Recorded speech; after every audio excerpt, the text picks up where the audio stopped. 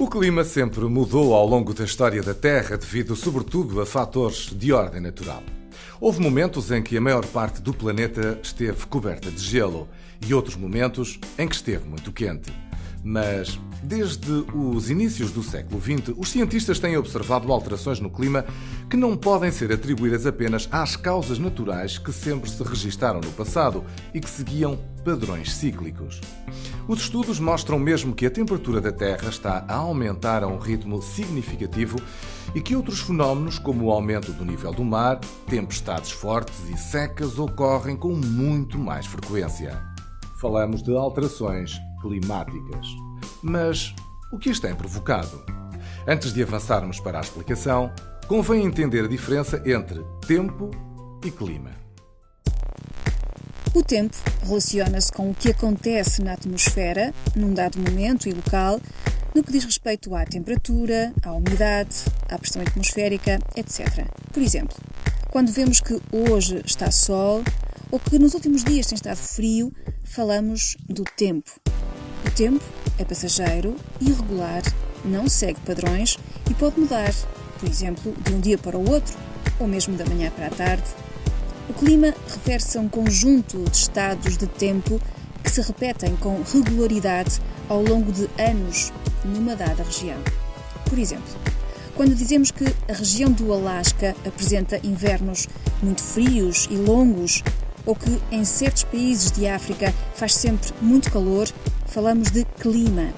As estatísticas climáticas resultam da análise de parâmetros obtidos ao longo de um período de, no mínimo, 30 anos. No planeamento das nossas atividades, é-nos útil conhecer as previsões meteorológicas. Visam prever o estado do tempo num dado local e momento, antevendo, por exemplo, para amanhã, se irá chover, se estará calor ou mesmo se estará vento. Já as previsões climáticas procuram antever como será o clima numa dada região, ou seja, se a temperatura média ou a frequência da chuva aumentarão, por exemplo. Assim, se previr um aumento do número de tornados, podemos tentar reduzir as consequências desses tornados. Os estudos mostram uma correlação entre atividades humanas e mudanças persistentes no clima, que incluem o aquecimento global, as alterações nos padrões dos oceanos, do gelo e da pluviosidade, com consequências nos ecossistemas. São as alterações climáticas. Estas alterações têm efeito a nível global e têm vindo a ocorrer ao longo de várias décadas. O que as provoca? A principal razão relaciona-se com o aumento de gases com efeito de estufa na atmosfera devido a atividades humanas, como a queima de combustíveis fósseis para alimentar a indústria. Por exemplo, quando conduzimos um carro ou fabricamos um lápis numa fábrica, estamos a usar energia que provém da queima do petróleo, carvão ou gás natural. Também a destruição das florestas e os incêndios aumentam o efeito de estufa, pois as florestas regulam a temperatura, os ventos e as chuvas em diversas regiões. Mas o que é o efeito de estufa? O efeito de estufa é um processo natural que ajuda a Terra a manter uma temperatura média de 15 graus Celsius, ideal para a sobrevivência da vida. Então, funciona assim. Da energia do Sol, que atinge a Terra, parte é refletida de volta para o espaço. A outra parte é absorvida pela superfície do planeta, que aquece. Depois, essa energia é devolvida para o espaço sob a forma de radiação infravermelha.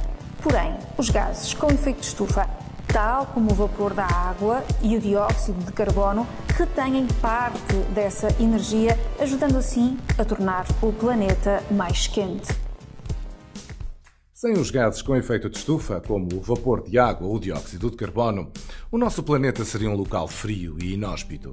Mas a libertação excessiva destes gases está a causar instabilidade no sistema climático porque o planeta está a aquecer em excesso.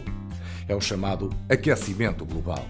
Estudos mostram que a temperatura média da superfície da Terra aumentou 0,85 graus Celsius desde 1880.